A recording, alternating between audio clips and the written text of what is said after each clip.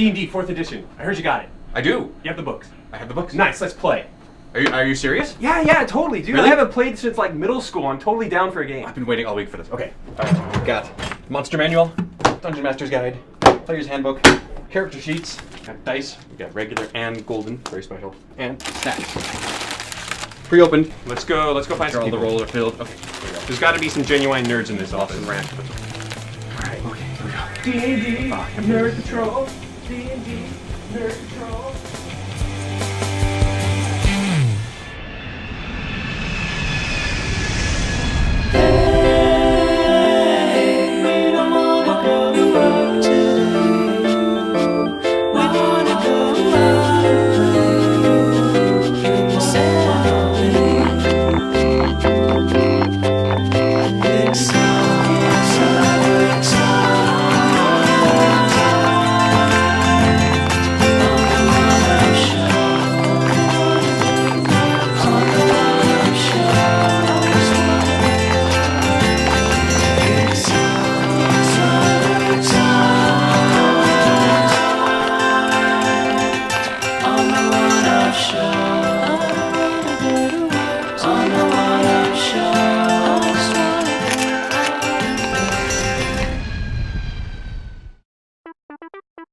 No, because the thing is, most people who bought GTA 4 probably would still be playing GTA 4 and not ready to. But people love giving their money to assholes.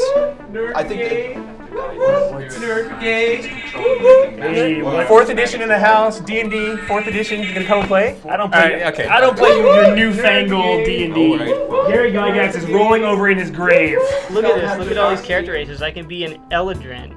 Eladrin are a graceful, magical race born of the Feywild, the realm of fairy. That's F-A-E-R-I-E. This is some nerdy stuff. Get out of here. I got some WoW to play. Oh, look at this, your little dragon. My dragon fights you.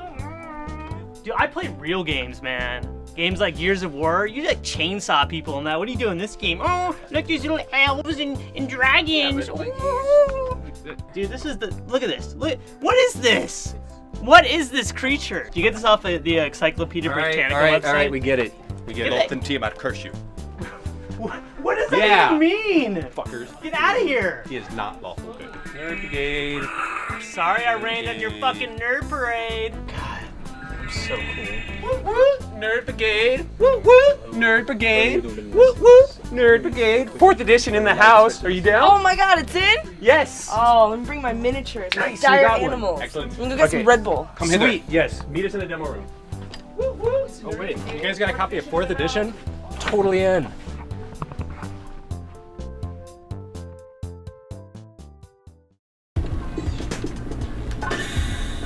Yeah, don't trust that motherfucker. There you go. Now just fall. Not with the turret. Don't be careful with that thing. No, there's a dude on the floor. I know, it'll put my eye out. It'll put my eye out. Make sure you hit the floor. Go. Oh, fucking. Go. No, run at it. Oh, you almost did it.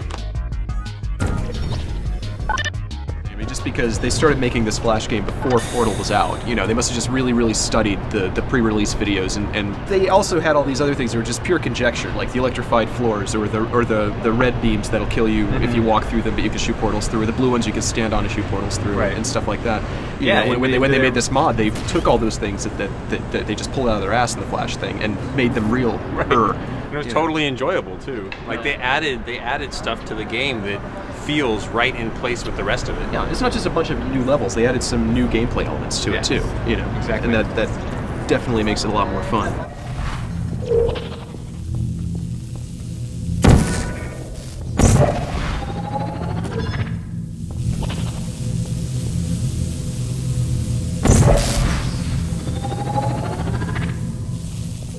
You know, and hell, they even put a boss fight in the thing.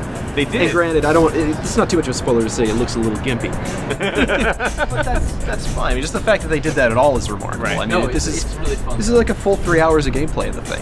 But Well, it was more than 3 hours for me because, you know, like just some of those levels I got stuck on for like half an hour. oh yeah, it could take a hell of a lot longer. Yeah. It's so awesome the way that the Flash Portal expansion starts off on the difficulty that the first game built on, you know? Yeah, they clearly expected that anybody who's playing this has already beaten, you know, the original Valve levels. and I really appreciated that. But at one point, it was almost too hard. Yeah, it like, descends into motherfuckery in a couple places. You're like, It's Yeah. like intentional misdirection. It's like, oh, I should go over there. No, that'll just kill me over and over and over again. I actually have to look through this tiny gap in the wall and shoot something through there. Right. You know, this one isn't holding your hand at all.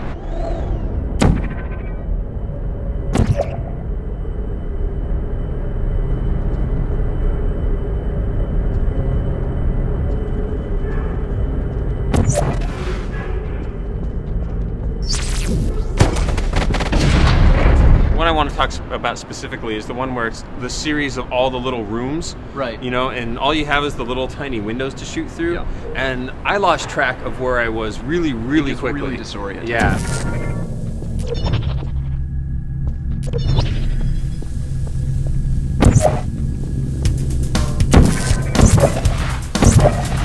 And even the art assets too. I mean, for Yeah. most of the levels, they mix the Half-Life 2 art as well as the Portal art. So I mean, when you have a chamber that what you can tell wasn't originally in the Portal game, curbs and columns and trucks from clearly from Half-Life 2, but they were used really well. You know, they were just enough put in there to make it a little new. You know, and I mean, in that train of thought, the coolest thing about it, I think, is the most original part about it, I think, is how they use the repurposed assets, you know?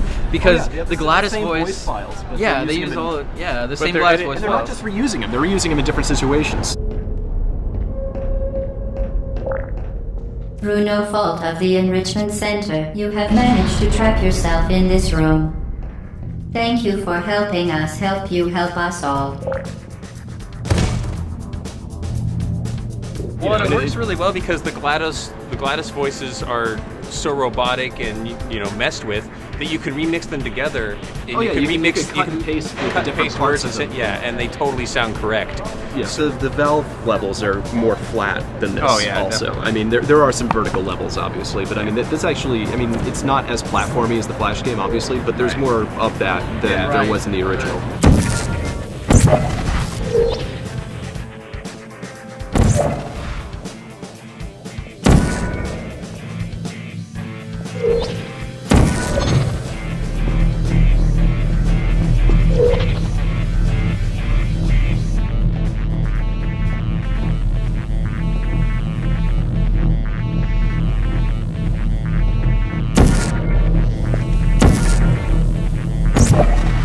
It tends to be more of like inspired by the Flash version. They definitely don't match up one-to-one. Right. And there's certain levels that are definitely taken directly out and then repurposed, but it's not like they definitely won't match up if you go level by level. I think they did a pretty good job. Breaking of your line of sight in these levels too, because if you listen to the commentary, in the Valve portal, they say that we had to make this wall glass so that the player could see through it because breaking the line of sight made it too difficult for the players. No such qualms with these levels. Yeah, that's true. They don't mind putting you from one room into this room and not telling you how to get back.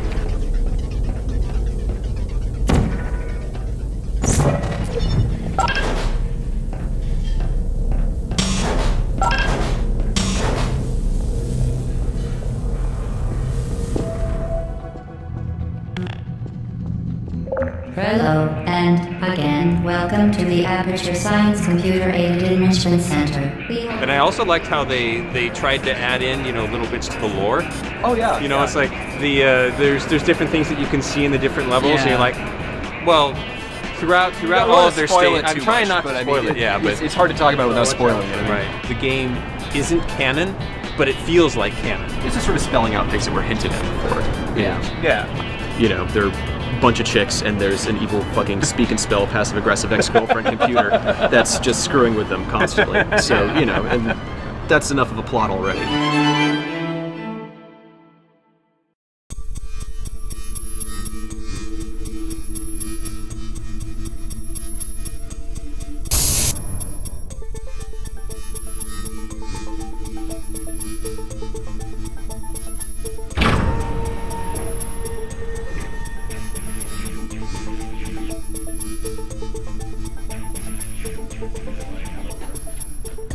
Dude, you all right? What's up? What's going on, man? Nothing. You sure? I feel like all of a sudden I was just having this fear moment here in the office. I heard you went to go see it more recently, Project Origin. Yeah, Fear 2. Wait, not Fear 2, Project Origin. Project Origin, which was the name fans chose. Like, I guess that's how you wound up with a name like Project Origin.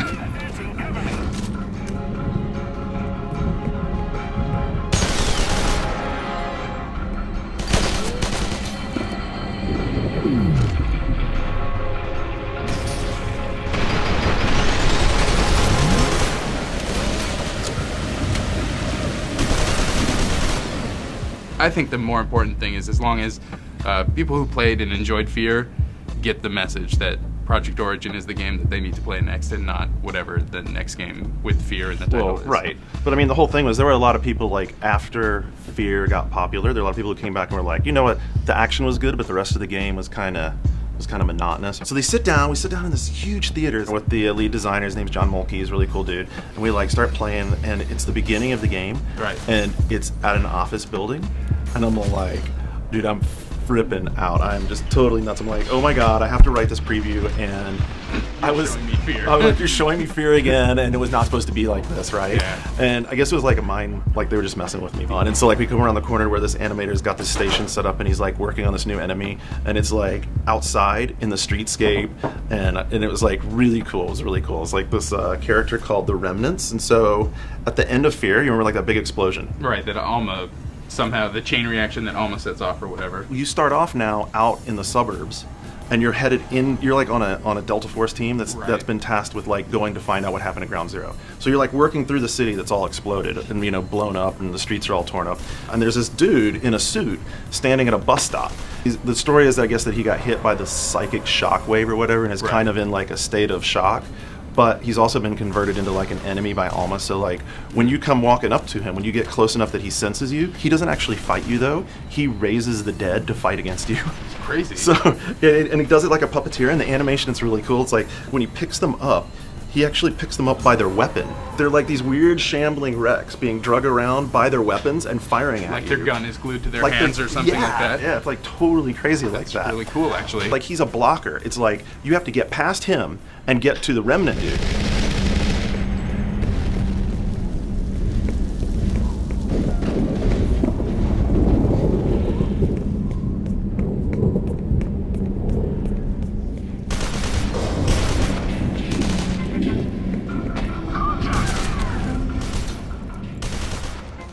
To show the mech, you get into this thing, right, and then the cockpit closes down on top of you. All Alien style. Right, all Alien style. It felt pretty powerful. I mean, it really felt like these steps.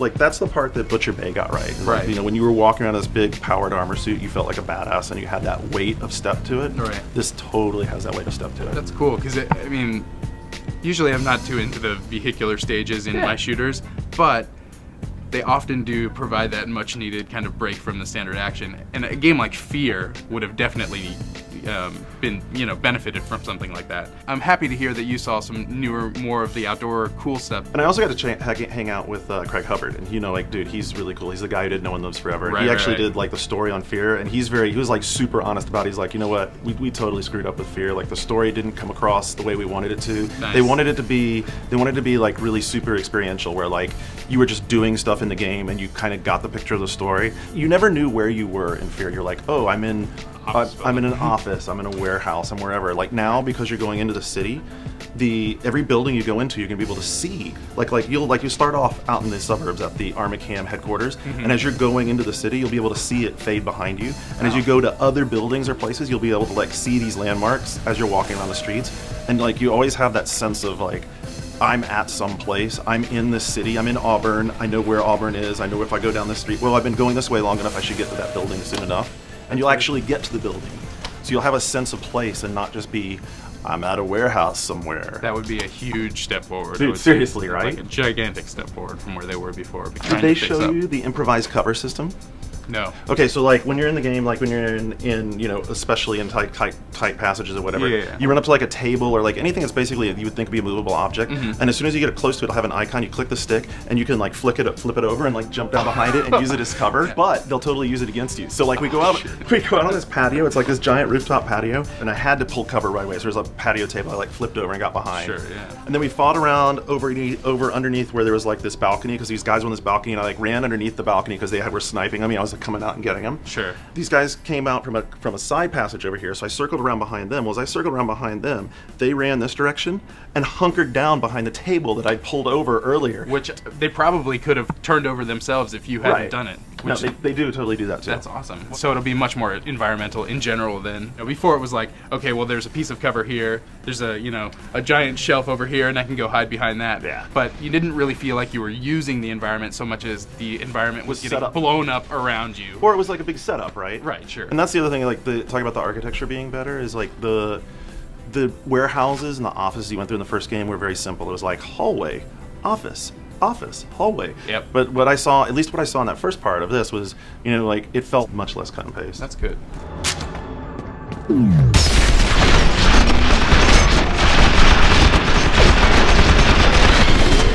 I was playing it on 360 and it felt already almost as good as Call of Duty 4. I mean, I'm only saying almost because it was still a demo build. You mean in terms of smoothness, frame rate, all that stuff? In terms of how natural it was to use the controller sticks to play a shooter. I was only thinking about moving, shooting, and staying under cover. I wasn't thinking about, damn it, I need to get my aim right. Right.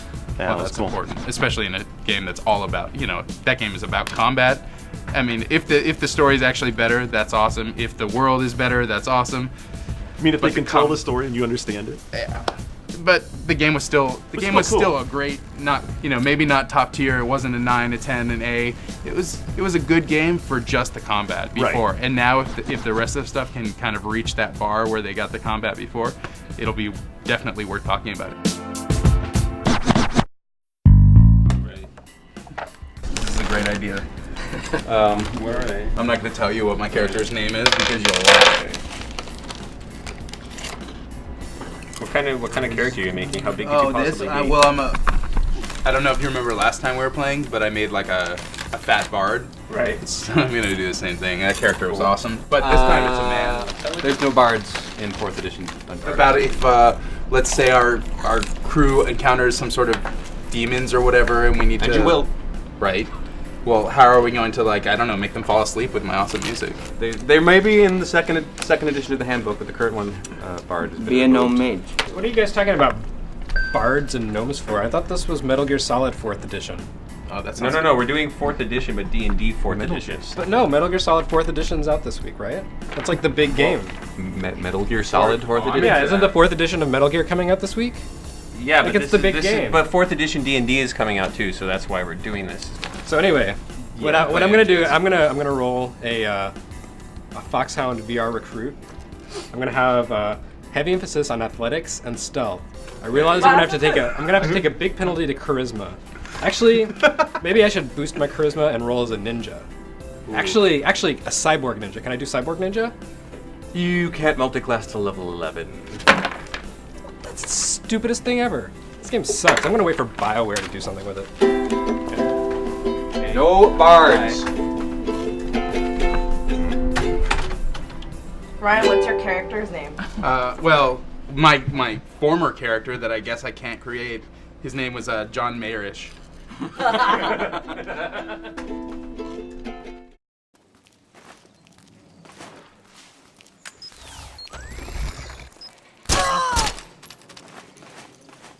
What happened? Huh? We're under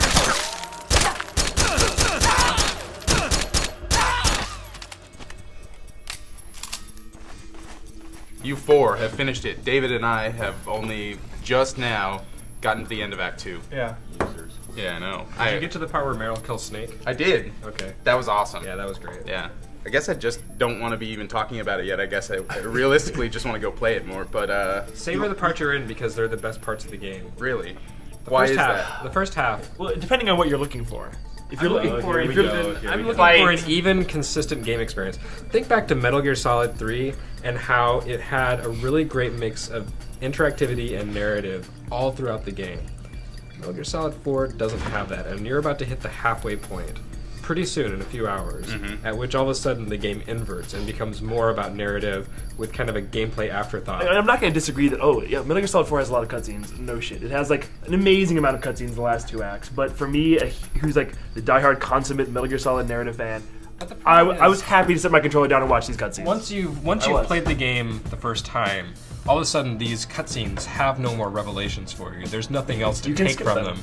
I know, but I don't like playing a game and skipping through chunks of it. It doesn't feel right. So you have this conundrum of the second playthrough where you're going to enjoy the gameplay elements even more because you can really experiment with all the crazy things you could do in the first few acts. And then you'll get to the second half and it'll be like, okay, well, I get to sit around for 8 hours and watch the gameplay. Like Metal Gear Solid 3, one of the things I liked about it is it really didn't have much extraneous. Whereas MGS4, because so many of the codec conversations are moved into cinematic cutscenes, it's nice because you spend less time looking at a blank screen. But it's just kind of it's not editing shifting around. Right, it's shifting. The number of codec calls in MGS 2 and 3, it's there are fewer codec calls, fewer. But when you take those out of the context of a radio conversation, then all of a sudden you have acting around them, and they take even longer to play out. And watching some of the characters act, where before they were just cutscene portraits, really kind of kills me because you look at Naomi and she has that weird kind of like spastic jerky action that Japanese actresses do because they used a Japanese voice or motion capture actress, and like people don't act like that, and it seems really out of character for Naomi. So there's kind of this visual dissonance that doesn't work for me at all. You said yourself we mustn't allow ourselves to be chained to fate. I can't slip free.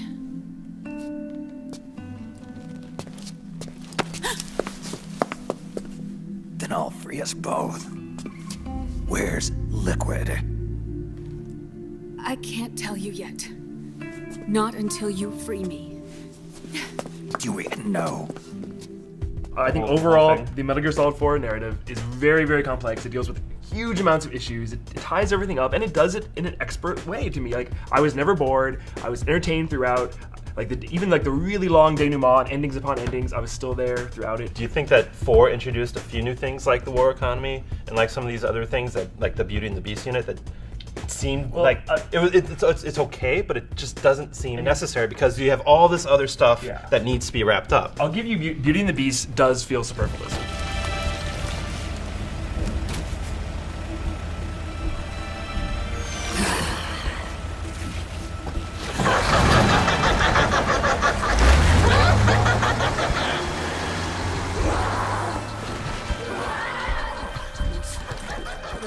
The cutscenes have been really, really impressive. They're really cool, and I do enjoy having a slight bit of interactivity, pressing a button here and there. That's cool. But when I played through the mission briefings, I was like, God damn, I wish all the cutscenes had this level of interactivity, and being able to take control of the Mark II and use it as a second camera, basically, and then become the director of the cutscene, and also get items that you use later in the game, and see all these little secret things that are just there to kind of like make it more fun. I wish that, more of the cutscenes had more interactivity like that. Isn't that kind of admitting that the cutscenes aren't that good if they have to like offer you this other stuff to keep you occupied during them? I'm so unimpressed by CG in movies. I hate going to the movies now because I think special effects are really boring. And when I look at movies that rely on CG special effects, the only thing I can think is, goddamn, if I can't control this, then what the hell's the point? I do like the cutscenes, and I would watch them anyway, but when I have a taste, when I get to press L1 here, get to press X here to do this thing, I think, man, I wish it was just slightly more interactive. The game, when you hit start, you are presented with something that is, you're completely in the world, it's totally different. It's the commercials. The intro commercials are totally fantastic. I love them. Did you go back and switch between them? No, I haven't done it yet. Some people don't know that during that intro, you can switch, all 4 PMCs have a commercial, and you can switch between them. I didn't know that. The one that popped up for me was David Hayter getting interviewed while wearing the solid eye, and I was like, what in the... It sets a good tone for what you're about to do on here. What are you wearing? What do you mean? Why are you here? Oh, well, I was hoping to promote my new movie. I'm just coming off of the set. No, David Hayter. Why here, wearing an eye patch? It felt like a David Lynch film or something like that, is what we talked about. It just thrusts you into like the depths of Kojima's psyche. Like you're in it. You're like there's no getting out The of only it. thing it's reminiscent of RoboCop, actually. Yeah. And a Paul Verhoeven movie. Right. Like it uses that same kind of gimmick to sort of say, here, let's flesh out the world. And I really wish that the game had done more of that. 1, 1, 2, 3. 5, 8, 13, 21, 30. It's just got these wacky little Kojima-isms that that no one else would do. I think the same thing. Like this game, it plays with a completely different toolkit. Like nothing else is like this. I mean, you make maybe the next Splinter Cell will have similar graphics, but it's not going to be anything like this game. No. Like Metal Gear Solid 4 is like a singular creation from like a brilliant mind, and everybody who worked on this like thought about it 100%. Murata, Kojima, Payton. Nothing else is like this. And I think people saying, "Oh, yeah, like too much narrative," blah blah blah. Just play this game. Like any complaints we have about it, everyone here thinks you should buy this game, right? Yeah, but also be aware that if you're not someone who's enjoyed Metal Gear in the past, this game's not going to change your mind. It's going to reinforce someone who wants that. Unless their preconceptions stem solely from the fact that they didn't like controlling Snake before. Well, in that case, sure, this game makes playing a Snake really fun in ways that the other games haven't. Contact! Use this!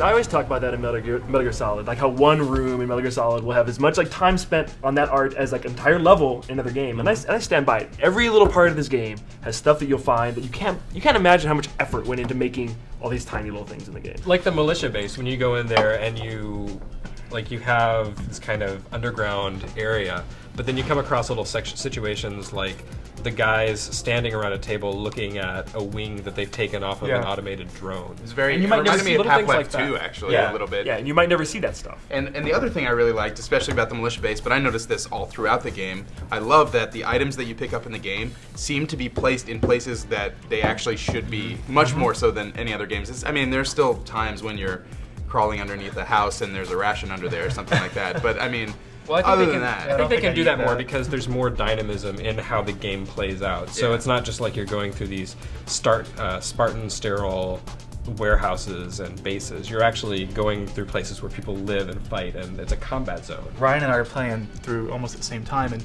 we keep kind of going over to each other's desks, checking out the screen, and we find that we're playing the game differently. Like there are so many different ways you can make your way through Act 2, it. Yeah, which where people are seeing it now, it's more of like an MGS3 style environment. There's lots of different ways you can go through it, and that level, the tracking sequence, I thought was brilliant. I mean, it's a new kind of gameplay, going beyond the kind of things you expected in MGS3. I mean, Act 2 of MGS4 is like MGS3 done better. It really is. I agree. Yeah, I love the second act, and I wish the whole game had been like that. You think that could be Naomi's?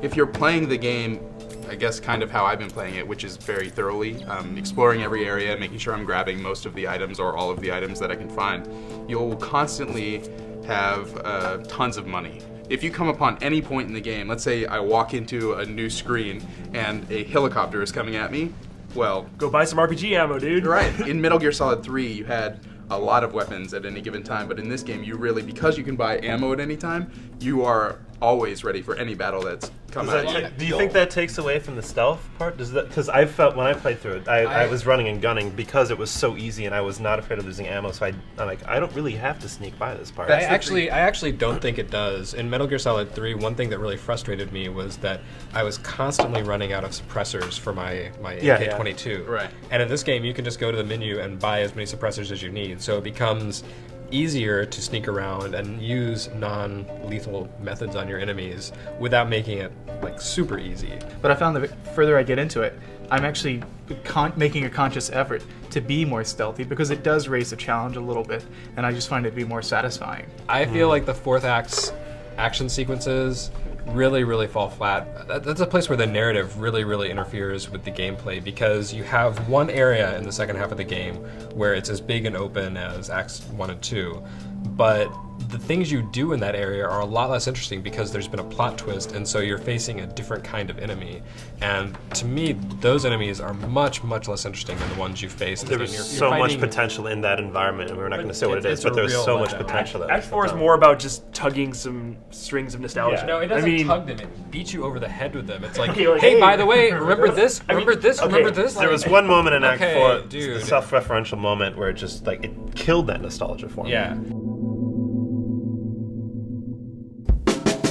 I've been like taking a crap on the game this entire time, but I really love this game. I think it's a lot of fun and it's very satisfying. I think we to all me. do. Well, and I think I when just it's want all to make that clear. Yeah, like when it's I all really over, enjoy this game. Like okay? whether or not you completely love how the narrative's handled, I think at the end of this, it's really exciting because seeing like what Act 2 is possible. Like the idea of like a new Metal Gear that's like that, freed of this super complicated. And I love this story, but I'm glad it's over. You know? Yeah, I agree. I absolutely agree. I think if we can take these gameplay concepts, maybe even not call them Metal Gear, like maybe we can have the world's first console Boktai or something. I don't care. Whatever. just give us these game mechanics. Explore what was in Acts 1, 2, and 3.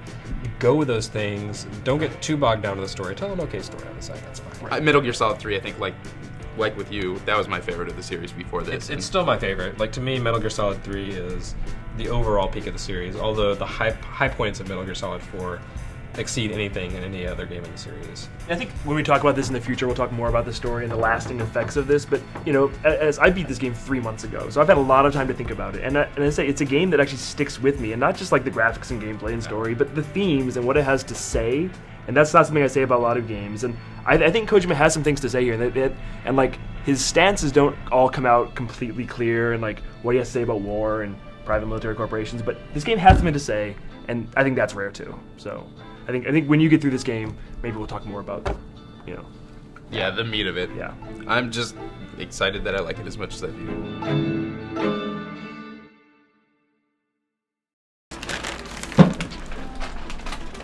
I can still be like a warlock, right? Because that was in the book. Warlock is in the book, yes. So I want to use magic. We do need a warlock. We need a striker magic roll. Get this. As long as they have magic. As long as you don't use that. You can. But this is my no. See, this is my magic one. I'd like to put a little LARPing into it. You know. There's no LARPing today. No LARPing? Not in this room. Dude, this fucking sucks. All right, I'm done. you guys can like have your own little game by yourself. That's fine. We don't need you anyway. You can play 2 characters, right? You can handle 2. What are you working on there? I'm a dwarf warrior. Oh no dwarves in my campaign. There are no dwarves in the Lost Relics of Universe. So. But I don't play anything but dwarves. Yeah, well, Moradin has been struck down by Asmodeus, and the dwarves have gone into hiding. And they're underground, and they do not come up with light. Well, you could be a halfling. a halfling, so I got What are you doing? Thrall, who Okay. is my halfling druid, lawful We good. can talk about that name later. Wait, druid? Yeah. Oh, see, no, just like the bard, the druid's not part of 4th edition rules either.